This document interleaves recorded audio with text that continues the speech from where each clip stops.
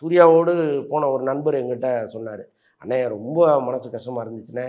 சூர்யா வந்து இந்த மனோஜ் மனைவிக்கு ஆறுதல் சொல்லிகிட்டு இருக்கும்போது ஒருத்தர் அந்த டெட் பாடி அந்த ஃப்ரீசர் மேலே ஏறி படுத்துட்டார். அந்த கண்ணாடி மேலே ஏறி மனோஜ் இப்படி படுத்துருந்தாருன்னா அது மேலே இவர் குப்புறப்படுத்து கேமரா இப்படி வச்சு எடுத்துக்கிட்டு இருந்தார். எல்லாருமே நாங்கள் ஷாக் ஆகிட்டோம் ஒரு நிமிஷம்.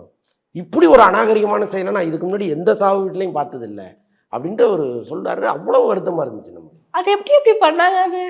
அதுதான் சொல்கிறேன். அப்போ அவங்களுக்கு என்னென்னா யாருமே எடுக்காத ஒரு கோணத்தில் நான் அதை எடுத்து கொடுக்கணுங்கிற எண்ணம் மட்டும்தான் அங்கே மேலோங்கி இருக்கு. நான் என்ன இங்கே நிறைய அமைப்புகள் இருக்குது.